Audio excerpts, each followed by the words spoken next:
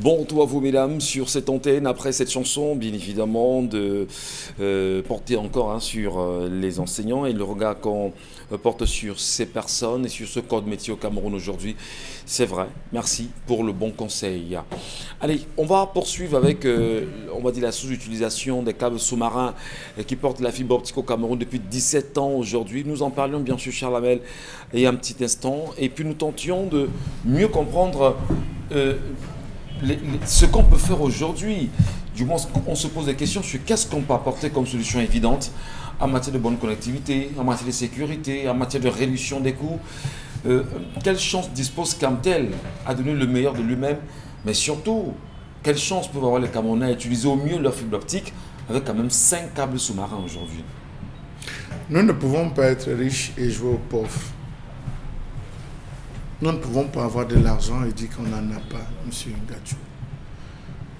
Le plus important, quand on décide de se lancer, la fibre optique était en train de faire, on va dire, ses débuts dans l'Afrique. Le Cameroun a couru pour aller lui aussi récupérer sa fibre optique. Nous avons 5 câbles sous-marins. Si vous vous déplacez pour aller à Banganté, je ne suis pas sûr que vous allez trouver la fibre optique à Banganté. Ne serait-ce que dans les plantations. Vous allez dans le sud Cameroun. Est-ce que, vous savez, on doit penser les projets dans ce pays. Nous allons prendre de la fibre optique. Est-ce que nous avons un réseau en matière de connectivité? Non, est-ce que nous avons un réseau ou, si vous voulez, une carte de réseau de fibre optique au Cameroun? Est-ce qu'on a nous avons une carte? C'est important. Et même ça existe, c'est méconnu. Nous sommes encore à l'ère où tous les câbles sont aériens. Les câbles sont superficiels. Lorsque la fibre optique arrive, on n'a jamais projeté que le Cameroun, dans 20 ans, dans 30 ans, dans 40 ans, dans 50 ans, pourra faire des merveilles. Il faut qu'on aménage des espaces souterrains désormais par lesquels vont passer sur les nouvelles routes les différents câbles pour faciliter les connectivités. Vous imaginez qu'encore à cette période au Cameroun, on creuse le sol, oui, on creuse le bitume, on creuse les axes, pour pouvoir faire passer des câbles. On l'a vu en 2008-2009 à Yaoundé. La ville était pratiquement creusée de partout, en bordure des chaussées, parce qu'il fallait faire passer les câbles de la fibre optique. De la fibre optique, câbles qui, 2 ou 3 mois plus tard, lorsque les engins arrivent, parce qu'il faut faire un drain, il faut lutter contre les inondations, on arrive, on creuse. C'est un passant qui vient dire qu'il y a la fibre optique là-bas, attention, il y a la fibre. Il y a encore les câbles là-bas, faire attention. C'est-à-dire qu'il n'y a pas un travail interconnecté avec les différentes administrations. Chaque administration qui veut faire sa chose se lève et part la faire. La fibre entrant devait dire d'accord, il faut qu'on déploie la fibre au maximum à Douala. L'essentiel, les entreprises sont basées où? On prend les différentes zones industrielles, les différentes zones où on aura besoin véritablement d'avoir accès à la fibre optique. On dit pour Douala, il faudrait qu'on arrive à Yaoundé. Pour aller à Yaoundé, on passe comment? On établit la carte, les accès, les études. Est-ce qu'en arrivant, on va faire un travail définitif? Ça va nous coûter combien? Nous avons besoin de relier au sud. Nous avons besoin de relier au Cam, relier à l'ouest Cameroun. C'est-à-dire, comme le disait Dominique Audrey, je suis dans mon bureau, j'applique, je clique sur un lien, je vois tout ce qui se passe chez moi. Je clique sur un autre lien, je vois tout ce qui se passe au village. Ma grand-mère même qui est au village, qui est en train de se balayer. Est-ce qu'elle est malade, elle est en santé? Je le sors de là avec une connexion d'une rapidité terrible. Je vais dans mes plantations. Ce sous-emploi explique justement, on va dire, la mauvaise commercialisation ou les mauvaises politiques pensées autour. C'est les mauvaises stratégies politiques pensées dans ce pays. Mais je vous ai dit qu'on devrait aujourd'hui, 17 ans après, avoir connecté sensiblement 60 ou 40% du territoire national. 40 ou à 60% du territoire aujourd'hui. Au débit. Au débit, moi je ne parle pas de ce que nous avons là, au débit. Maintenant, lorsqu'on dit on a réussi au Cameroun, on dit voilà, nous avons le Niger qui a besoin. On dit au Niger, nous pouvons vous fournir, nous avons 5 câbles, on décide d'avoir 2 câbles qu'on met à disposition pour la location. L'argent va rentrer dans la caisse de l'État. L'État qui vient aujourd'hui grappiller dans les 30 000 tests PCR, qui vient grappiller dans les agents 15%, les agents de tontine et tout. Voilà, on a des niches. On a des niches. Mais comme chez nous, on pense, mais c'est les autres qu'ils viennent implémenter avec le principe de la rétrocommission. Voilà pourquoi on a dit, nous on a la fibre. Qui veut? Ça y est, qui veut? Quel est l'opérateur qui va prendre ça? Ça y est, ça y est. Chacun vient en disant, j'entre avec vous en partenariat et je me débrouille à pouvoir le faire. Entre-temps, qu'est-ce que les Camerounais ont? Vous n'êtes pas capable aujourd'hui. Or, c'est possible en Europe. Vous n'êtes pas capable aujourd'hui de faire une consultation par visio. C'est ça la fibre optique, monsieur Ngatou. C'est-à-dire, vous prenez votre téléphone, vous lancez. Docteur, je ne pourrais pas être au bureau, mais je ne me sens pas bien. J'ai telle douleur ici. Votre cœur bat comment? Vous avez des palpitations? Oui, je vous prends rendez-vous. Allez faire, je vous prescris. Ça. Ça devait libérer monsieur Ngatou. Ce que vous appelez les salles d'attente. Très bien. Ça, merci beaucoup, Salamel. La télémédecine. On va croire avec la télémédecine, monsieur. Vous voulez mettre les gens en colère, Salamel. Une virgule, Donabrice. L'ancien ministre des Postes et Télécommunications, il est encore en fonction. Bilo Bouba Magari, qui est au tourisme aujourd'hui, avait déclaré que si une entreprise se porte aussi mal que Camtel, le Cameroun reste tombé. Vous suivez? Ouais. Donc, lui qui est la tutelle de Camtel, vous dit que si une entreprise se porte aussi mal que Camtel, le Cameroun peut tomber, c'est tout dire. Je vous ai dit que c'est la deuxième entreprise la plus endettée du Cameroun, 554 milliards de francs CFA de dette en 2017, ça c'est un chiffre du ministère des Finances. Et il faut savoir que c'est un véritable scandale, le sujet dont nous parlons ce matin, parce que le secteur des télécoms, c'est l'un des secteurs où il y a des niches d'emploi, il y a des capacités, des potentialités incroyables. Camtel, avant de signer en juillet 2021 un contrat avec MTN, qui est désormais chargé de la commercialisation, envisageait à l'époque de l'ancien DG de produire et de vendre au Nigeria, en Guinée équatoriale et beaucoup d'autres pays, y compris au Brésil, avec lequel on a désormais une liaison par câble sous-marin avec la ville de Fortaleza au Brésil. Camtel prévoyait à l'époque de produire mais de vendre à partir de l'Afrique centrale et dans le reste du continent. Mais ce projet a été abandonné et on a signé en 2021 un contrat avec l'opérateur MTN qui est désormais chargé de la commercialisation.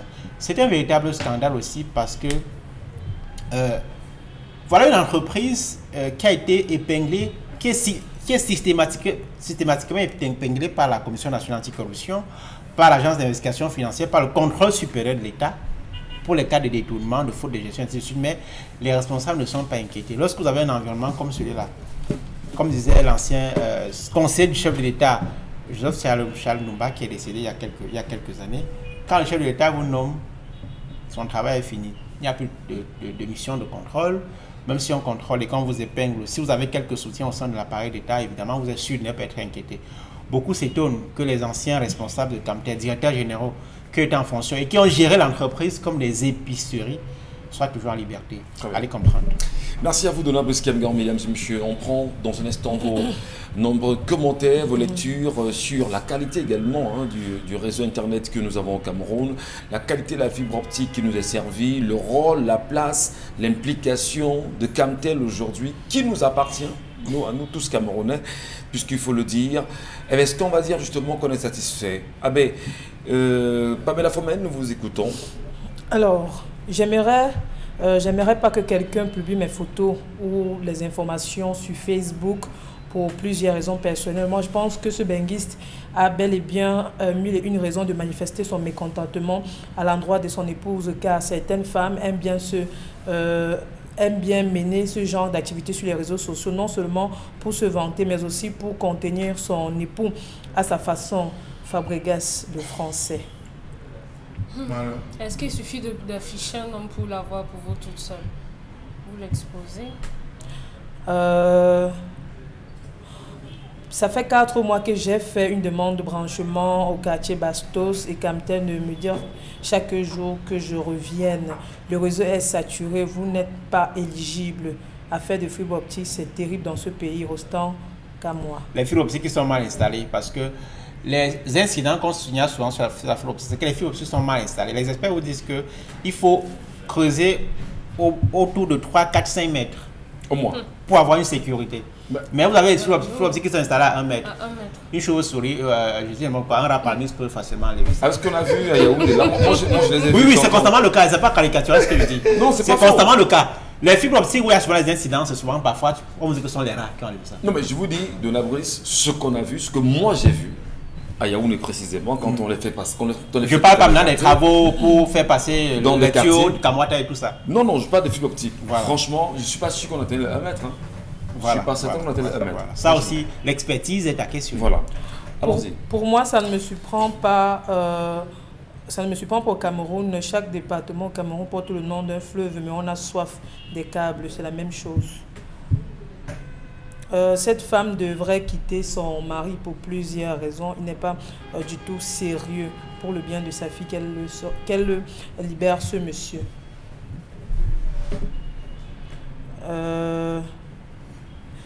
Des câbles marins en leur possession au Cameroun. Sachez que les actionnaires locaux et opérateurs privés des téléphonies mobiles sont des cadres de Camtel eux-mêmes. Donc, comme quoi, il y a des personnes bien tapies dans l'ombre qui torpillent le projet au niveau de Camtel et donnent des avantages en même temps. Ils sont actionnaires dans les entreprises étrangères qui ont investi au Cameroun. C'est ce qu'on veut comprendre. Oui, ça c'est la corruption et les conflits d'intérêts. Vous savez qu'il y a eu, jusqu'à aujourd'hui, des fortes tensions entre la DG actuelle et et la ministre sur le lancement de Blue, qui est l'opérateur mobile que Camtel a lancé récemment. La ministre est fortement opposée à ça parce qu'elle estime que les conditions ne sont pas réunies, mais la DG estime que les conditions sont réunies. Donc ça aussi, il y a des forts lobbying qui sont derrière et qui n'ont pas intérêt à ce que cet opérateur-là entre en scène parce que la loi aussi est obsolète. Vous ne pouvez pas être à la fois fournisseur et concurrent sur un marché où vous fournissez les gens. Ça se voit dans d'autres domaines. C'est complètement... Est-ce que c'est aujourd'hui que la ministre se rend compte de cela? C'est quand même problématique parce que on sait exactement combien de temps Minel Libom Lilikin a fait à ce poste en tant que ministre des Postes et Télécommunications. Non, si on s'en tient justement à la loi aujourd'hui et on veut l'appliquer sur Camtel, il y a de quoi se poser des questions. Qu'est-ce que ça cache? Non, ne faisons pas d'amalgame. Il y a eu une convention qui permet à Camtel de déployer la 4G, donc d'entrer dans la téléphonie mobile. Ça, c'est récent, ça fait 4-5 ans. C'est à partir de cette loi-là, de cette convention, que Camtel a désormais la possibilité d'opérer sur la téléphonie mobile. Je dis que le lancement de cette succursale entre guillemets de Camtel fait face aux résistances d'acteurs dans le secteur de la téléphonie mobile qui n'ont pas intérêt à ce que Camtel se déploie. Donc c'est comme ça qu'il faut voir ça. Des messages, Pamela. Le voisin est peut-être l'œil de son mari au Cameroun. La question est de savoir si elle se comporte bien à l'absence de son mari. Parce que même je ne peux pas continuer à m'occuper d'une femme qui n'assume pas ses responsabilités. Peut-être elle le trompe même et le voisin passe le temps à dire la vérité à son mari. Landry depuis à Bongbang. Ou alors le voisin a dragué, elle a tété et maintenant il raconte des sornettes. Parce que voulant vous connaître. C'est le raccourci. Le langage de vipère. Comme on dit souvent, c'est la patate qui avait accepté qu'on la mange crue. Cette femme ne connaît véritablement pas son mari. Elle devrait mieux le connaître pour assumer chacun de ses actes. Peut-être que dès qu'il a dit qu'il emmène, elle a accepté. C'est italien. Cette femme devrait demander les excuses à son mari pour avoir fouillé son téléphone portable. Même si elle a fouillé, ça ne veut pas dire que vous n'avez pas nourri votre enfant. De moins en moins, peut-être je le dis sur la base des observations que nous faisons chaque jour, à une certaine époque, on rêvait tous un comme on dirait. Oui. Même quand vous avez un frère qui est en baigne aujourd'hui, ou une soeur qui est en baigne, ça ne vous apporte rien. Rien. Ça ne vous apporte rien. Et vous dites simplement, bon, il n'est pas au Cameroun, il est ailleurs. Parce que même quand ton frère ou ta soeur revient de ce qu'on appelle entre guillemets baigne, tu te rends compte que il vit sa vie et tu vis latine au Cameroun, donc il n'y a pas de différence. Il y en a même qui viennent au Cameroun. Il n'y a pas de différence? Il n'y a que des différences de Nabris, sincèrement. Vous blaguez. Hein? Il n'y a que des différences parce qu'il y en a qui arrivent au Cameroun avec vous et puis on va squatter dans la même maison, papa et maman, et puis on fera 1 ou 2 mois après, on va repartir. Mais on retourne, on a fait 7-10 ans en bain, on n'a pas mis, je ne sais pas trop, un petit papon au sol. On doit s'interroger, finalement, c'est ça. Évidemment, il y a un bain, il y a ceux qui travaillent et qui ont un salaire. Et puis, il y a ceux qui ne travaillent pas et qui se débrouillent. Donc, bon, en tout cas, on va dire bien les choses à ceux qui s'y trouvent et qui se sentent bien là-bas. Ils ont quand même l'impact sur d'autres jeunes filles. Hein. Quand même, les yéyés là. On réussit encore à les manipuler avec les parfums de... Ils aiment ça, les Non. parfums, les d'1 euro. Les parfums de sol de la... Non, si tu es en Ils en Beng, savent quelque chose. Hein. Dominique si tu es en Audrey. Beng, tu es sûr. Dominique Audrey. Si tu es en Beng, tu dois ici au Cameroun, tu es sûr à 98% Qu'elle va qu'elle va t'accepter. Elle va accepter que tu Faux, vas lui je suis dire. pas Bon, d'accord. ça dépend. Franchement. Oui, oui, oui. oui. Ça Parfois, dépend. elle veut pas savoir ce que tu fais. Beng, oui, on part. On part d'abord, on voit la suite devant.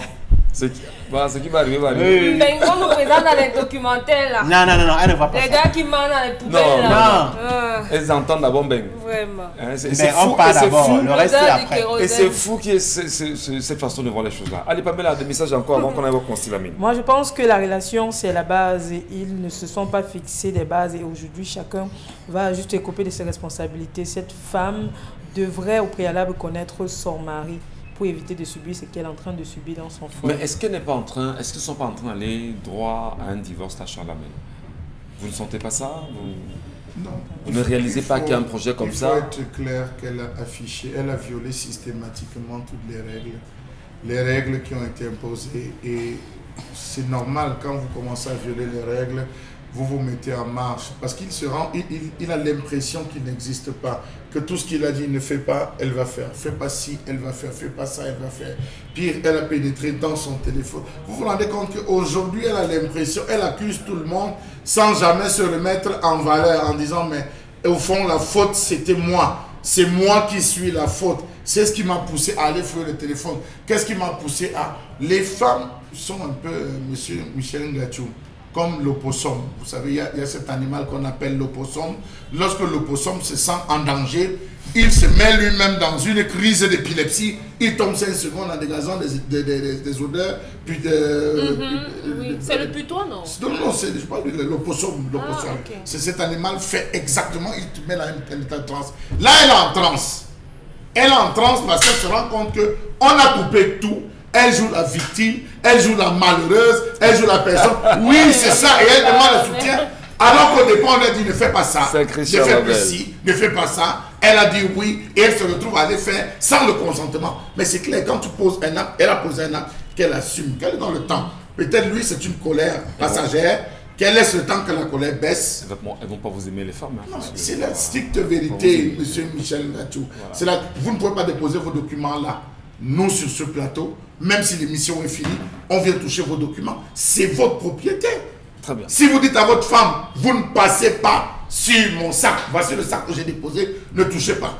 Sortez, mettez la caméra ici avec la fibre optique, vous allez voir. Merci. C'est sur le sac là qu'elle va se concentrer. Dans un instant, on parlera de SC Immobile avec Constilamine ce matin et qui nous retrouve naturellement. C'est un projet qui d'ailleurs nous permettra de mieux comprendre ce qu'il pose encore en matière de vente de terrain. Eh bien, il faut rapidement le dire que c'est une grande vente des terrains titrés à Piti et à PK19 par l'agence immobilière SC Immobile.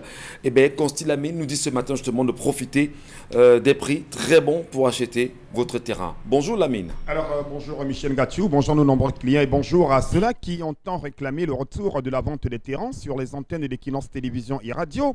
Alors le concept Salaka, grâce à l'un de ses grands partenaires, il faut le rappeler, hein, qui a d'ailleurs l'exclusivité en matière de vente des terrains dans le concept Salaka, parce que le concept Salaka permet également à ses partenaires-là d'avoir une exclusivité et SC Immobile se présente aujourd'hui comme celui-là qui a l'exclusivité de la vente des terrains à travers le concept Salaka, parce que c'est des terrains titrés, c'est des terrains fiables, c'est des terrains de très très bonne qualité. Et ce matin, nous allons permettre bien sûr à nos clients d'avoir des terrains de très très bonne qualité dans 2 zones. Regardez bien sûr la qualité de l'image, regardez bien sûr la qualité des terrains. C'est bien sûr ces terrains qui sont en vente par l'agence immobilière SC Immobile, qui, il faut le rappeler, est localisée dans la ville de Douala. C'est du côté bien sûr du quartier Makepe et du côté bien sûr de Yaoundé. On a une agence à Yaoundé, mais déjà, ces terrains sont basés dans la ville de Douala. Vous êtes à Douala, vous êtes dans les environs de Douala, vous êtes hors du Cameroun, vous avez besoin d'un terrain titré, vous avez besoin d'un terrain de qualité,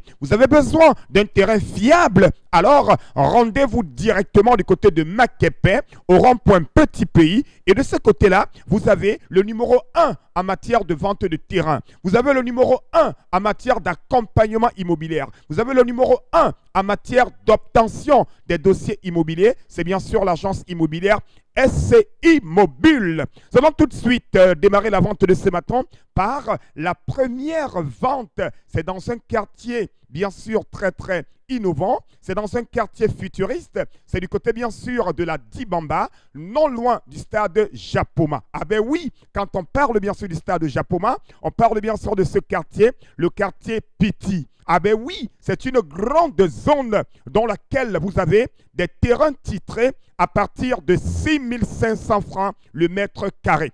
Au lieu de 9 000 francs, vous achèterez un terrain titré dans la zone de Piti par Dibamba, non loin du stade de Japoma. Vous les avez à partir de 6 500 francs le mètre carré. Et je rappelle que c'est des terrains secs, c'est des terrains plats, c'est des terrains de très bonne qualité. Donc, chers téléspectateurs, tu me regardes en ce moment, tu es en Côte d'Ivoire, tu es au Sénégal, tu es en France, tu es Camerounais, tu as besoin d'un terrain dans la ville de Douala, dans la région du littoral. Alors prends ton téléphone et appelle dès à présent l'agence immobilière SCI Mobile. L'image va encore s'afficher à l'écran au grand complet. Question de permettre à ces téléspectateurs-là de relever le numéro de téléphone, de passer leur commande. Je rappelle que le stock, il est très limité. On n'a que quelques parcelles de terrain du côté, bien sûr, de Piti par Dibamba à partir de 6 500 francs le mètre carré. Donc, moto tenye sengaleba tatan. Basango na banyango pesa nangondeli. Wapulate janda terrain. Belende SCI Mobile.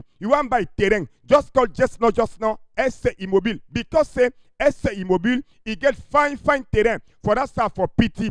Look at me again. Take your number and call just now SCI Mobile. Les numéros de téléphone, vous les avez, 2 numéros de téléphone. Appelez dès à présent et achetez un terrain titré du côté de Piti par Dibamba, non loin du stade de Japoma, à partir de 6 500 francs le mètre carré.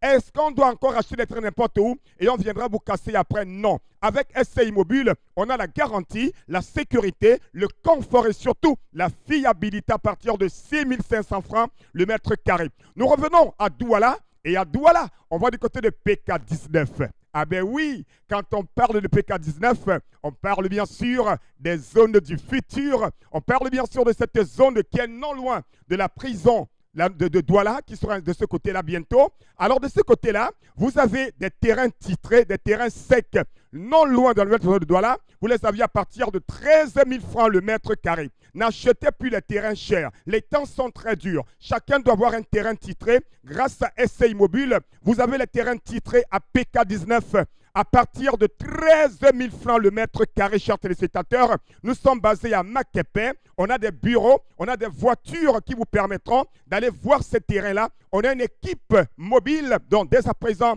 appelez dès à présent, acheter un terrain titré, c'est bien, mais l'acheter à SCI Mobile, c'est encore mieux. Retenez tout simplement 2 ventes ce matin. La première, c'est à Piti, à partir de 6 500 mètres carrés. La deuxième, c'est à PK19, à partir de 13 000 francs le mètre carré. Merci beaucoup pour dire tout simplement Motote au SCI Mobile. Ah, Constilamine. Motote, voilà. C'est bien sûr, on va dire, une belle signature avec le concept Salaka. Retournons au Cameroun, revenons bien sûr dans la revue des réseaux sociaux, mais surtout on va essayer quand même, hein, on l'a très bien dit en début d'émission, de porter le regard sur un fait et pas des moindres. Quand on se rend compte qu'au moment où nous parlons, devant le Premier ministre, chef du gouvernement, il y a pas mal de dossiers concernant les successions qui sont problématiques aujourd'hui au Cameroun. Mais surtout, il y a un fait, c'est une situation quand même assez embarrassante dans un petit village de Babadjou qui s'appelle Bamenya aujourd'hui. Vous le savez, il y a un chef qui a régné de 1954 à 2019, d'ailleurs qui malheureusement décède en 2019 en avril, et qui malheureusement ici il y a un souci énorme dans cette partie de ce petit village Bamenya, d'ailleurs qui est une chefferie Bamenya, voilà, c'est une chefferie de 3e degré, Charlemagne Batiou. Oui. Et bien vous le savez, l'histoire c'est qu'aujourd'hui il y a une plantation baptisée Sing Koa qui a environ 400 hectares de terre et qu'il y a d'ailleurs des pontes du régime, des personnes bien impliquées et qui ont, pour quelqu'un qui a 17 hectares de terre aujourd'hui de ce côté-là, qui voudrait bien sûr se faire les 400 hectares de terre dans ce petit village-là, au grand mépris des us et coutumes. Alors maintenant, qu'est-ce qu'on fait? Il faut être sûr... Il faut d'abord raconter l'histoire du village Bamenya, parce que les gens ne connaissent peut-être pas l'histoire du village Bamenya. C'est un très grand village de Bamenya à l'origine. étaient de très grands sculpteurs. Très grands sculpteurs. Et l'art Bamoun que beaucoup de personnes observent aujourd'hui était hérité des Baményans. Alors Charé, lorsqu'il se retrouvait à la réunion, la grande réunion des chefs traditionnels, il était toujours frappé, il faut le dire, par la beauté des représentations anthropomorphiques et zoomorphiques de l'art baményan. Un jour, il décide, parce que très jaloux, la majeure partie des trônes même que vous retrouvez, une partie des trônes que vous retrouvez aujourd'hui au Sultanat Bamoun, étaient sculptés à l'époque par des Baményans. Alors un jour, il organise une grande cérémonie, comme c'était de coutume dans la tradition, il organise une grande cérémonie où il invite le chef Baményan, pour que les gens comprennent pourquoi on parle de Baményan. Absolument. Il invite le chef Baményan à venir, le chef Baményan arrive, et avant ça, il a dit à son général, le Tupanka, il lui dit, si, lorsque je vais entrer, je vais te faire un signe de tête, celui qui entrera derrière, tu lui tranches la tête. Ah ben. Alors c'est comme ça qu'avec les généraux Baményans, tous, ils décident, il dit au chef, je voudrais qu'on cause en aparté. Et c'est comme ça qu'il se retire en aparté, il rentre, et pendant qu'ils sont en train de causer, il avait déjà envoyé ses généraux. Ces généraux, dans le village Baményan, arrêtaient tous les sculpteurs, les artisans du village Baményan, pour les ramener. Ce que le chef Baményan ne savait pas. Dans le Noun. C'est une belle histoire, ça. C'est une histoire. Ce que le chef Baményan ne savait pas. Lorsqu'il il fait la tête, le Tupanka, qui est le général, a tranché la tête. Il demande qu'on serve à boire à tous les soldats. Et ça, c'est le premier génocide que le Cameroun, que l'Afrique a connu. Pendant qu'il est en train de boire, il se rend compte que tous les généraux, les soldats sont sous. Il sort et demande que population, où sont votre chef? Il dit, mais le chef est entré avec vous. Il dit, non, mais je cherche le chef. C'est comme ça que quand il se lève, il sort avec la tête du chef Baményan. Il vient, il plante la tête. Les généraux disent, comment le chef est mort sans qu'on ne bagarre pour le chef. C'est comme ça, comme c'est de coutume. Tous ont décidé d'accompagner leur roi. Ils sont tués pendant ce temps. On a fait rentrer. Et qu'est-ce que Charles fait?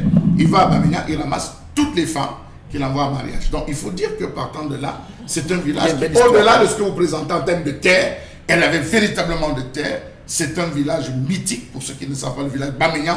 C'est un village qui a toute une histoire. Et aujourd'hui, voir ce village bradé, c'est grave. Alors là, culture et civilisation, faire un petit rapidement dans 10-12 le zénith. Il fallait expliquer ça.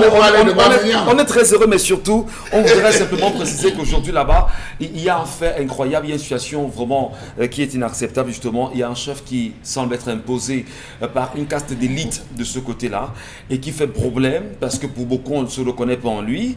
Et malgré les attaques, malgré les injonctions, malgré même les décisions préfectorales, jusqu'à présent, il y en a qui s'entêtent et on s'est rendu compte justement, voilà, c'est un problème. D'ailleurs, on va mener une enquête au fur et à mesure, peut-être avec cette émission-là, Culture et Civilisation, on pourra au mieux comprendre ce qui se passe véritablement à Baményan aujourd'hui. Merci beaucoup, cher Lamel. Ça fait plaisir. On ira plus loin et c'est important de résoudre ces problèmes, un peu comme c'est le cas du Diabangou. Allez, la revue des réseaux sociaux, on s'est permis de parler un peu d'histoire, hein. C'est important, partant de là. Hein. Allez. Alors, ce matin, excusez-moi. Je vais aller. Alors, ce matin, on va parler du complexe sportif Olembe. Non, je préfère qu'on parle plutôt du stade Olembe, correspondance datant du 21 juin 2022, refaire surface sur la toile. Les écailles de pangolins retrouvées sur ce stade, les internautes sortent complètement de leurs réserves. C'est une révélation qui apparaît comme un gros scandale, surtout lorsqu'il s'agit d'un chantier qui a coûté plus de 200 milliards aux contribuables camerounais. Le gouvernement savait que le matériel de fixation des écailles de pangolins de ce stade avait été de mauvaise qualité, ce qui ressort d'une note signée par le ministre des Sports et de l'Éducation physique, Narcisse Moale-Kombi, datant du 21 juin 2022, toujours dans cette... Oui, 21 juin 2022. Voilà. Toujours dans cette note du ministre... 21 juin 2021. Voilà, pas 22. Toujours dans cette note du ministre, évoque le matériel qui a été livré par une entreprise italienne plutôt qu'une entreprise chinoise, en rappelant que le complexe sportif Olembe, c'est un stade couvert de 60 000 places, 2 stades d'entraînement, un hôtel de 70 chambres, une piscine olympique, un centre commercial, une salle de gymnase, une salle cinéma pour un montant initial de 163 milliards de francs CFA pour une date de livraison de 30 mois commençant de 2014, bilan 2014-2022, qu'en est-il du stade Olembe?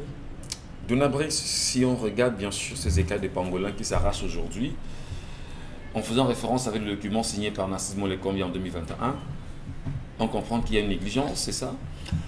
tout ce qu'on fait dans la précipitation ne donne rien en termes d'efficacité. Nous parlons aujourd'hui des écailles de pangolin. On viendra ici plus tard parler de la charpente, de la pelouse, peut-être. Je ne le souhaite pas, mais c'est possible. Parce que le pouvoir a fait du politiquement correct sur le stade Olembe. Il fallait absolument organiser la Coupe d'Afrique des Nations qui a glissé en 2019 dans des conditions abracadabrantesques. Il fallait à tout prix que le Cameroun abrite cette compétition. Il fallait à tout prix qu'Olembe, qui avait été baptisé Stade Paul Biya, abrite la cérémonie d'ouverture. Il y a eu des morts là-bas pendant la Coupe d'Afrique des Nations. Ce scandale de trop ne sera manifestement pas le dernier scandale parce qu'il y a eu beaucoup de rafistolage. Si je prends les prestataires qui ne sont pas, les sous-traitants qui ne sont pas payés, lorsqu'ils ne sont pas payés, lorsqu'il y a un travail sous pression, étant stressés parce qu'ils revendiquent des factures que l'entreprise aurait dû leur payer, c'est clair que le niveau la qualité du travail ne sera pas au rendez-vous. Donc, Olembe n'a pas fini de nous livrer ses curiosités. Un stade qui nous a coûté, on le rappelait, 200 milliards de francs CFA, alors qu'au départ, c'était 163 milliards de francs CFA. Un scandale de plus. Un autre scandale, Dominique Audrey. Lorsque ces écailles commencent à s'envoler comme ça, est-ce que, comme l'a dit très bien Donald Biscamga, on n'a pas peur que le pire arrive avec le stade lui-même qui a été construit dans les conditions qu'on lui connaît? Ce n'est pas encore achevé. Inachevé, bien sûr. Enfin, le stade est inachevé, bien sûr. Parce qu'on ne parle pas du complexe. Le complexe est inexistant. Le complexe, ce n'est pas un complexe. Non, pas du stade. Oui, mais j'ai dit, elle a commencé par le complexe. On lui a donné et le stade. Donc, le complexe est inexistant. Dominique. Pour un projet qui a commencé depuis autant d'années, qui a commencé, c'est comme si c'est terminé.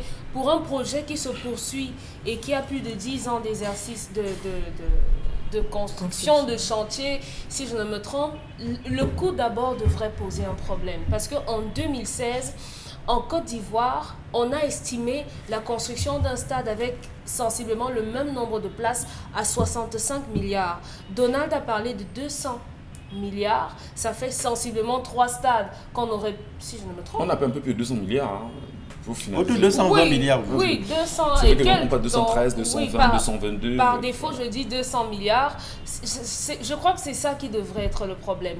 Donc, vous avez parlé du stade qui est en train de tomber. Rassurez-vous, d'autres milliards sortiront encore pour pouvoir recoller ces écailles qui sont en train de tomber. Que pensez-vous qui va advenir de ce stade? Pour un stade qui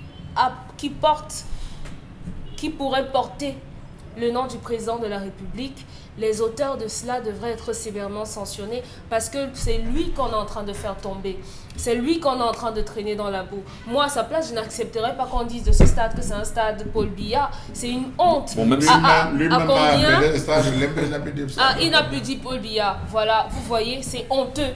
On a terminé en février et 2 mois après, 3 mois après, c'est en train de tomber en lambeaux. Franchement, c'est une honte. Et les personnes en charge de la construction de cela devraient répondre de ça. On ne devrait pas simplement avoir des communications vaseuses, vides et creuses là. On devrait avoir des actes forts qui montrent que les personnes responsables de cela sont en train de s'amender. À qui on a donné ce chantier? Parce que j'ai entendu dire que si vous donnez la construction de votre maison à quelqu'un et que par la suite, votre maison s'écroule ou bien prend feu à cause d'un mauvais branchement, vous pouvez poursuivre la personne. Alors les responsables doivent être poursuivis. En restant très précis et concis, Charlemagne Bathiou, le stade n'a jamais été livré aujourd'hui. Il faut le reconnaître. Donc c'est encore un chantier. Le stade n'a jamais été livré. Le chef de l'État, au lendemain de la CAN, avait prescrit une mission conduite par Ferdinand Ngongo pour aller inspecter les travaux, accélérer l'achèvement. Nous sommes à quel stade de niveau d'avancement des travaux lorsqu'on retrouve des prestataires qui sont encore en train de manifester et demander qu'ils soient payés? Question. Monsieur Gatchou, quand on parcourt la lettre du juin 2021, dans cette lettre, il est bien écrit que ce qui nous vient, ça a été commandé en Italie, si je ne me trompe mal. Mais à la fin, c'est chinois, c'est les Chinois plutôt qui proposent les produits, qui vont livrer aux États-Unis, ça part des États-Unis pour le Cameroun. Il y a une gymnastique dans la confection, la réalisation, la livraison de ces écailles. Au bas mot, parce que le message est adressé à McGill, à Franck Mathieu, à McGill. Comment comprendre que quelque chose qui préalablement devait venir d'Italie se retrouve être confectionné en Chine et la Chine passer par les États-Unis pour arriver au Cameroun? Je veux bien comprendre. Je peux me tromper, mais quand on vous explique au Cameroun deux fois une même histoire et que vous ne comprenez rien, ça ne sert à rien. On est au 24 juin, rien n'est fait, rien n'est dit, on est passé. Comment a-t-on commencé donc à planter, à positionner? Avec quel type de matériaux on a utilisé pour placer ces écailles? C'est pas moi qui le dis, hein. Ces écailles de pangolin qui, quelques mois plus tard, vont s'écrouler. Et on dit chaque jour, ça tombe comme comment on va dire, la peau du serpent. Comme les feuilles de manguier. Les feuilles de manguier. Ça s'écroule. Comment est-ce qu'on en est arrivé là? Ça suppose qu'au FPAMO, on va se retrouver comme dans la même procédure qu'on a eu au Palais des Sports, où lorsqu'on a inauguré le Palais des Sports, il y a eu une pluie, ça a été inondé. Comment a-t-on fait pour construire? Quels sont les moyens qui ont été mis? Les personnes qu'on a mis au devant? Allez vous interroger sur toute la chaîne partant de l'ordonnateur de décaissement de fonds jusqu'à celui qui est venu livrer. Vous allez vous rendre compte qu'à chaque niveau, il y a eu des tripatouillages ou se disant que l'Italie pouvait faire, l'Italie n'a pas pu, on a repassé la commande en Chine. Vous voyez, il y a trop de tripatouillages et on en saura finalement jamais rien. Le drame, c'est peut-être qu'il fallait trouver des solutions. On a trouvé des solutions on va dire à ces pots de pangolin, à cette écaille de pangolin qui était très attendue. Malheureusement, rappelons que c'est une appellation juste, un écaille de pangolin. Oui, justement, parce que malheureusement aujourd'hui, ça ne fait pas la fierté du Cameroun, ça ne fait pas la fierté du stade Paul Biya de Lembe, du complexe Paul Biya de Lembe aujourd'hui, même si on enlève l'appellation. Allez, c'est bien dommage qu'on arrive à ce niveau. L'espoir, c'est que ce soit rapidement fait, mais comme Dominique Audrey l'a dit, Donald Kamgan, on craint que ce soit encore des milliards qui seront sortis pour les remplacer aujourd'hui sous haute instruction. Oui, nous on craint depuis longtemps. Je suis de ceux qui pensent que il faut ouvrir une enquête sur ces infrastructures qu'on construit depuis 2014 et qui engloutit beaucoup de milliards de francs CFA parce que ces fonds auraient pu servir à la construction des routes. Au Cameroun, nous avons 90% de routes qui sont en terre.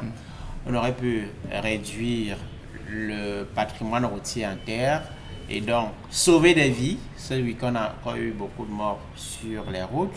Avant-hier, on comptait encore des morts sur la nationale nos 3 voilà Yaoundé. Donc, on aurait pu investir dans les secteurs sociaux que d'investir dans les stades. Bon, le stade, vous savez, je vous ai parlé de la précipitation tout à l'heure. Tout ce qui est fait au Cameroun, notamment au Cameroun, avec l'urgence. Lorsqu'on vous dit que non, il faut à tout prix que le stade finisse, le chef de l'État qui ne veut pas perdre sa canne, allez, ça sort en termes de milliards de francs CFA, parfois avec la dette. Vous savez que ces stades-là, parfois, pour une bonne partie, on s'est endetté. Tout ça, il faudra remplacer, il faudra rembourser. Ce sont les générations à venir qui vont en payer. Merci beaucoup. Pamela Fomen, autre sujet? Oui. Vraiment, je suis... Oui, on va vous aider forcément. Trouver le moyen de... Alors, voilà. autre sujet, ce matin, hors de nos frontières, des migrants camerounais meurent à la Méditerranée. Les images font le tour de la toile. Ils étaient nombreux à traverser la Méditerranée à bord de 4 barques. Malheureusement, la trentaine de migrants n'atteindra pas les côtes italienne, comme vous pouvez le voir en image. Embarcation va se renverser et va immédiatement entraîner de nombreux Camerounais dans l'océan. Ces derniers décideront à l'instant de leur cortège, dont seulement 4 corps seront repêchés grâce à la marine. Pour les autres, seule la mer Méditerranée sera le cimetière. Comme eux, d'autres Camerounais se retrouvent dans cette situation. Voilà. C'est encore des morts, c'est les Camerounais qui quittent le Cameroun pour aller chercher fortune ailleurs, pour aller chercher ce qu'ils appellent l'Eldorado européen. C'est encore des morts qui quittent le Cameroun, traversent ce pays à pied, passant par le Niger, le Nigeria, d'autres pays, arrivent en Algérie, passant par la Tunisie pour certains, arrivent au Maroc, passant par la Libye et finalement... Ces Camerounais, ces images, on a les images, non? On a les images de ces Camerounaises là qui sont... On va peut-être les présenter avec la complicité de la réalisation pour au moins voir nos compatriotes voilà, qui sont morts en mer. Ces images font le tour sur les réseaux sociaux depuis au moins 3 jours aujourd'hui. Dominique Audrey, qu'est-ce qu'on se dit quand on voit une jeunesse comme celle-ci, aussi fraîche, aussi ambitieuse, se dire la seule issue pour s'en sortir, c'est la mer? Quel commentaire faites-vous, madame? Avancez, on va vous suivre. Ça veut dire quoi? Avancez dans la tombe, on va vous suivre.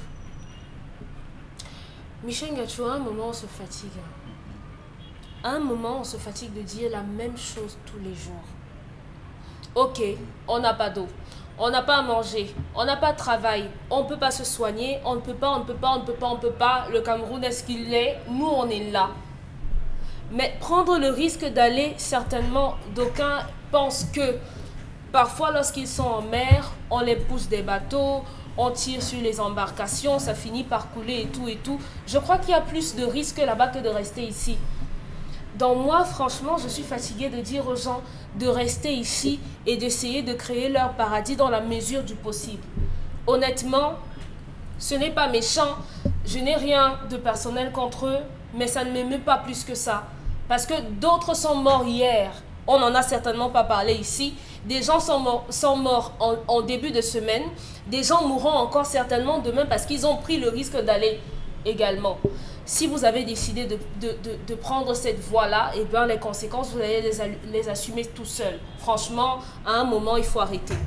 En regardant cette image, si on peut revenir sur la précédente image, voilà, Donna Brice-Kamgan, est-ce qu'on peut en faire le titre simple, embarcation pour la mort, alors qu'on va chercher, on va dans l'Eldorado? Vous comprenez cette image, M. Kamgan? On pourrait dire embarcation pour le cimetière. Non, je comprends bien la jeune de Dominique Audrey, mais je voudrais lui dire que dans la vie, il faut toujours faire des choix. Et chaque choix a un risque. Même le choix que vous considérez comme étant le choix idéal, il y a toujours des risques. Voilà des compatriotes, on parlait de la CAN tout à l'heure, vous savez qu'on a dépensé 3 000 milliards de francs CFA non justifiés avec des surfacturations incroyables pour la Coupe d'Afrique des Nations. Cet argent, on aurait pu injecter ça pour désenclaver les zones rurales et intéresser les jeunes, seuls jeunes qui sont morts là, à l'agriculture. Il ne faut pas simplement dire que la terre ne trompe pas, il faut montrer que la terre ne trompe pas. Avec des politiques publiques incitatives, ces jeunes-là qui sont nombreux à créer des PME et qui ne peuvent pas exister pendant 3 ans, 4 ans, parce que la pression fiscale, elle est très importante. La corruption, il faut payer pour telle chose, les procédures administratives, toutes ces conditions locales qui sont frustrantes, qui sont répugnantes et qui font que les jeunes trouvent des raisons de partir. C'est la meilleure chose à faire. La meilleure chose à faire, c'est de lever tous ces obstacles au niveau local pour leur dire qu'ils ont tort de partir. Tous les discours à caractère moralisateur, non, vous n'aurez pas dû partir, non, ces discours-là, on a très bien vu que depuis des années, ça ne porte pas de fruits. Il faut créer les conditions au niveau local pour que ces jeunes aient des raisons de rester ici.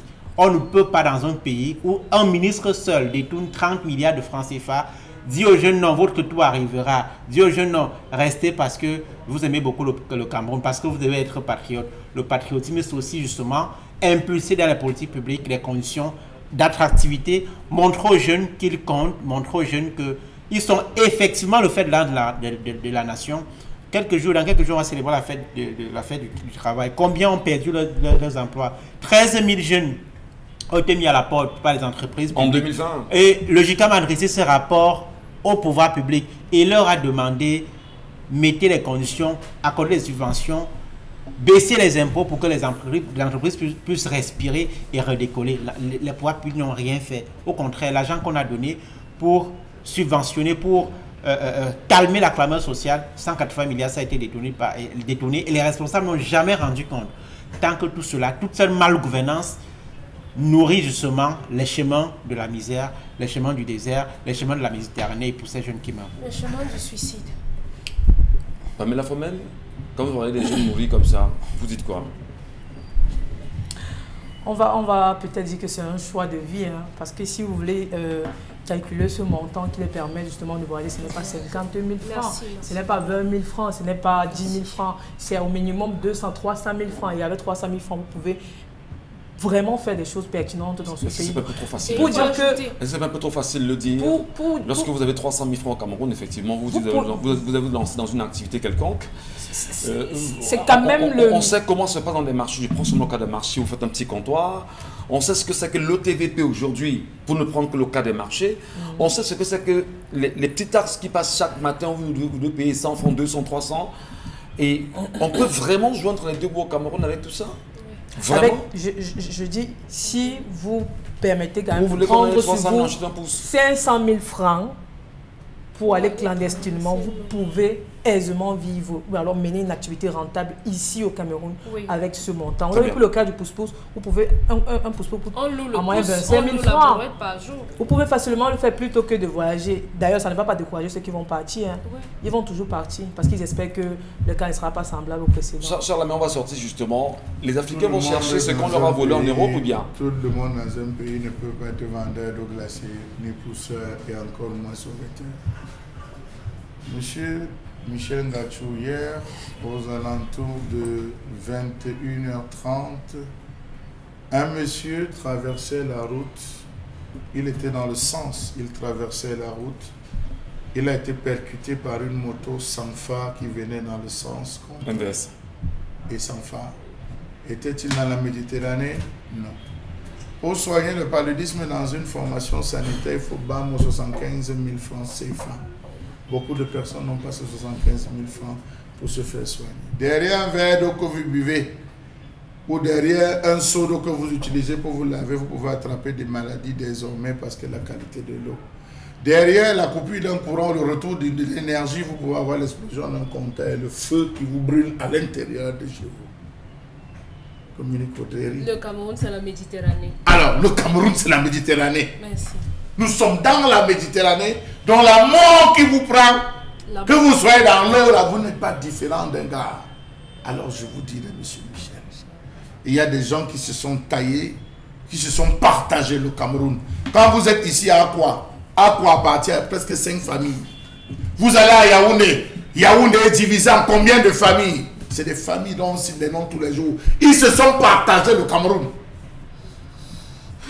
Alors dites-moi, vous voyez un jeune gars qui sort des douanes, comme ce qu'on voit à Makepe là, c'est plus loin.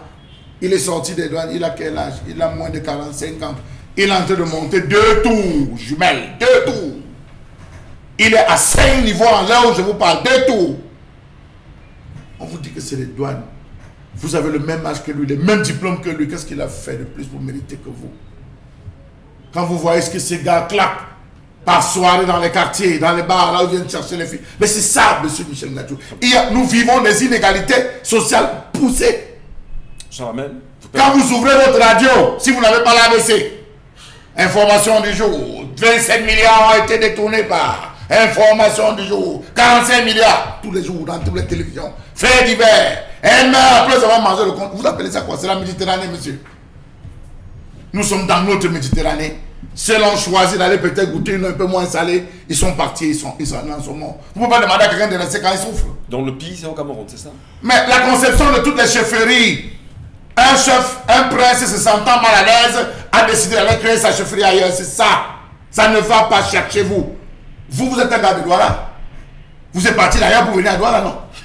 Si vous restez sur la route, entre Douala et Yaoundé. Vous êtes un jeune, vous êtes dans l'audiovisuel. Sortons rapidement. Oui, on va sortir rapidement. Je vous en prie. Vous êtes un jeune, vous êtes dans l'audiovisuel. Il y en a qui sont dans l'entrepreneuriat et qui acquièrent souvent des parcelles de terre. Le gars a 5 millions. Il retire 3 millions pour une parcelle de terre. Il construit. 1 mois, 2 mois après, on vient, un gars dit qu'il a un titre foncier sur cette parcelle. On rase tout ça. Un peu comme c'est le cas en ce moment. Vous n'allez pas empêcher à ce gars, vous n'allez pas lui empêcher que dès qu'il attrape un prochain 2 millions, la première chose c'est qu'il parte. Faites tous les discours de moralisation à la télévision, au plan de la réalité, là, il n'y a pas d'impact. Très bien, voilà, je vous en prie. On peut passer la journée à ne parler que de ce sujet parce que c'est profond, c'est gênant pour chaque Camerounais, pour chaque Africain que nous sommes. Constantine Lamine est avec nous ce matin. Il revient nous parler bien sûr de Sorepco et tout ce qui va avec, des poubelles, des filtres en même temps. C'est le contenu de son comptoir. Madame, messieurs, on va s'arrêter un instant pour l'écouter avant de se séparer. Rebonjour, monsieur Lamine. Alors bonjour mon cher ami et frère Michel Gatchou, déjà bien des choses à toute l'équipe qui t'accompagne ce matin, cette équipe qui ne cesse d'éduquer et d'attirer l'attention des téléspectateurs qui nous regardent de par le monde. Alors ce matin, nous restons toujours dans les magasins Sorepco, nous restons toujours chez l'un des partenaires majeurs du concept Salaka. Il faut le rappeler que Sorepco fait partie des sponsors officiels des 10 ans du concept Salaka, raison pour laquelle je tiens déjà à remercier toute la direction générale des magasins Sorepco. Oui, parce que grâce à Sorepco, le concept Salaka permet à des clients d'avoir des articles de qualité. Alors parmi ces articles-là, nous allons parler ce matin de cette grande campagne qui vise à stopper le choléra. Je vais dire tout simplement, choléra, stop. Choléra, tanap fori, no kam again for ya. Go for play, no kam. Because Sorepco, get in we go make ce choléra go stopper. On appelle ça stopper choléra. Alors ce matin, nous allons parler de 2 produits. Le premier produit, c'est bien sûr des filtres à eau. Et quand on parle bien sûr des filtres à eau, c'est un élément qui permet de purifier de l'eau. C'est un élément qui nous permet d'avoir de l'eau potable. Vous avez puisé de l'eau dans un puits, dans un marigot, et même à la maison, il faudrait toujours penser à filtrer cette eau-là. C'est important de filtrer l'eau que nous consommons. Vous ne perdez rien en ayant un filtre à la maison et à filtrer votre eau parce que Sorepco vous permet d'avoir des filtres de très bonne qualité à des prix vraiment dérisoires. Nous allons tout de suite commencer par le filtre d'une contenance de 16 litres. Alors ce filtre en temps normal, ailleurs, vous l'avez à plus de 20 000, mais dans les magasins Sorepco, vous avez ce grand filtre de 20 litres à 17 500 francs. Oui, je dis bien un filtre de 16 litres, vous l'avez à 11 000 francs dans les magasins Sorepco. Au lieu de 15 000 francs, vous l'avez en ce moment et pendant quelques jours encore à 11 000 francs, ce filtre neuf, ce filtre dans le carton, ce filtre avec garantie d'une contenance de 16 litres, vous l'avez à 11 000 francs dans les magasins Sorepco. Et ceux qui n'ont pas assez d'argent peuvent appeler dès à présent et réserver leur filtre et venir le moment venu acheter ce filtre-là à 11 000 francs, mais à condition d'appeler pendant que nous sommes en train de communiquer. Passez vos appels, passez vos commandes, quelle que soit la quantité, Sorepco vous permettra d'avoir les filtres dont vous avez besoin à partir de 11 000 francs pour un filtre d'une contenance de 16 litres. À côté bien sûr de ce modèle, on a également un modèle que j'appelle le modèle familial. Le modèle de tout le village, ah ben oui, bien entendu, parce que plusieurs maisons peuvent se réunir et avoir ce filtre dans leur village. Vous l'avez à combien? À 17 500 francs pour un filtre d'une contenance de 20 litres dans les magasins Sorepco. Ne buvez plus de l'eau sale, ne buvez plus de l'eau qui n'est pas purifiée. Optez pour la purification de l'eau. Filtrez votre eau grâce au magasin Sorepco. Le second produit de ce matin, chers téléspectateurs, c'est toujours un produit qui a trait à l'hygiène, un produit qui a trait à la propreté. C'est bien sûr des seaux poubelles. Il est important, chacun de nous produit des déchets par jour. Il faudrait garder ces déchets. Il faudrait bien les ranger quelque peu. Mais avec quoi faut-il le faire, chers téléspectateurs? C'est avec les seaux poubelles qui sont vendus dans le magasin Sorepco à moins de 10 000 francs. Offrez-vous un seau poubelle à 9 500 francs et recevez les sacs poubelles gratuitement. Un seau poubelle à 9 500 francs chez Sorepco. Le second seau poubelle, le voici, chers téléspectateurs. C'est Nyanga, c'est stylé. C'est le même seau poubelle qu'il y a au palais de Toudi. Le taux de tout à l'heure là. Regardez ce seau poubelle, regardez-le. Voilà, celui-ci. C'est le même seau poubelle qu'il y a dans les présidences, dans les ambassades, chez les ministres et même chez les commerçants. C'est ce poubelle à 13 250 francs dans les magasins Sorepco. Merci beaucoup et bienvenue chez nous. Merci beaucoup, Consti Lamine. On quitte ton comptoir cette fois-ci pour dire merci à Chalamène Battu également. On se donne rendez-vous demain. J'espère que la question... La question des migrants, on va rester très vigilant. Merci beaucoup, Pamela Fomen, de Nabluskam, comme Dominique Audrey-Yengelek, à toute la réalisation et toute la régie. Madame, Messieurs, rendez-vous demain 10h sur la même antenne.